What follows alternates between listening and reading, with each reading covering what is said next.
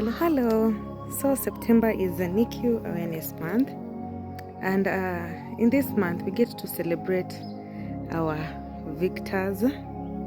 We get to celebrate our babies for just being so brave and going through this journey, which is so tough. I know on the mothers, but still on the babies, they get to wear that victory crown. And also our nurses. Big up nurses. Big up to all of you who are doing a good job, just taking care of these children. While at that time, mothers are so vulnerable, mothers are so emotional, but you do a good job. To the pediatricians, neonatologists, you are doing a very good job. Big up to all of you, and big up to even the Kijabe team for taking very good care of us. Big up to the neonatologists, Dr. Grace, and the CEOs, the MOs, the pediatricians, consultants, the nurses. You guys are just the A team. Yeah, so now on this month we get to let the public know about what happens in the NICU. And the NICU just stands for Neonatal Intensive Care Unit. And it is not just limited to preterm babies. It is also a unit that is available for also full-term babies, depending on their level of issues. For example, you might get a baby who has asphyxia, congenital defects. They might not be able to regulate their temperatures very well. The babies might have infection, maybe jaundice. Yeah, so many issues can make your baby to go to the NICU.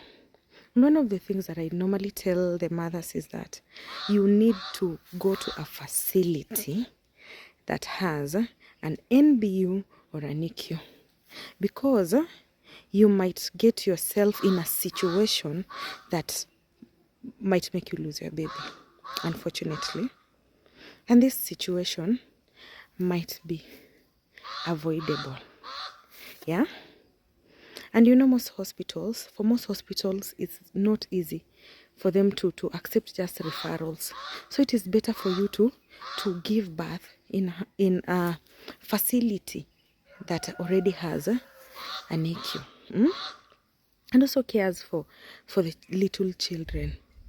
There are some facilities that have their niches on the maternity side, but when it comes to the pediatric side, they are not very careful with the pediatric side. And children are vulnerable, and children need care, and you just want to make sure that they are in the right facility. Okay? Yeah, so my baby was born at 28 weeks, 550 grams. And I know that there are some people who already have babies that are even bigger, than my little girl. But just the fact that I don't know how I can put it. You find yourself in a situation that you're in a hospital that is not able to cater for your child. It becomes a very bad scenario. So mine is just to make sure that women give birth in a hospital that has a NICU.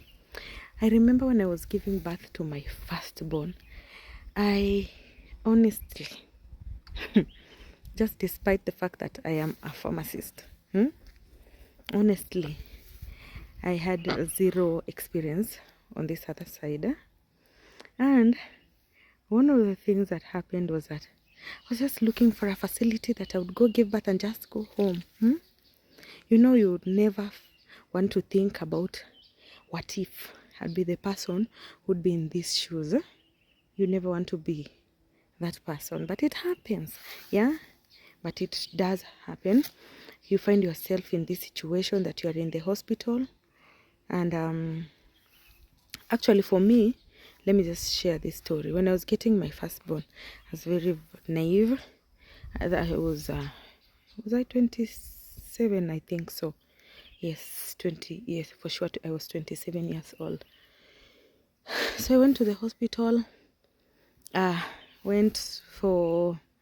I had an emergency CS, but then it was just easy.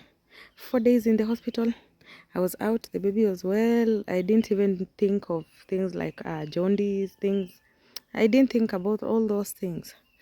But even this second time, I went to the same hospital to do all those things, because my mind was like, see, 2 months will just be over. I will just do these things, chap chap, mambo chap chap, and then we are back to work. We're back to doing things. Shock on me. It's now over 6 months since I gave birth to my baby girl. I'm not yet back to work. 3 months already spent in the hospital. Another 1-2 months just trying to make sure everything is okay. I still have my own worries here and there. Maybe not comfortable, so not comfortable at all to just leave baby girl alone. Yeah, and I know that is the same thing for NICU mothers. So what is it that made me get admitted in hospital? I think this other part is a little bit long. I'll make sure that I make a video for you for this other part. So stay tuned and just make sure that we keep on supporting each other. NICU mothers are very supportive towards each other. They are very loving towards each other. And if you have an issue, you just reach out to any of us.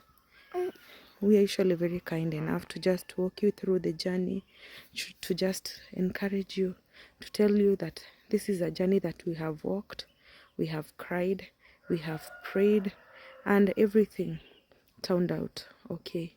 I know maybe one of you is listening to me when you are in the hospital.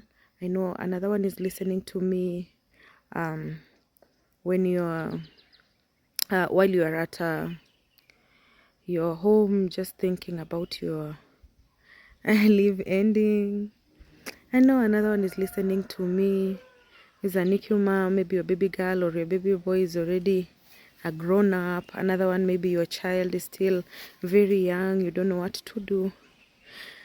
But regardless of whatever issues that we go through, I know that once a NICU mom, always a NICU mom. We have each other's back. So thank you so much for listening to me. I'll keep on sharing my videos, whether you watch it or not. I'll keep on sharing my videos for reference for one person or another, because I know somebody somewhere is really needs to hear us. Somebody somewhere really needs to be encouraged that it is possible, and yes, you can make it. Thank you so much. You do have a lovely day. Thank you.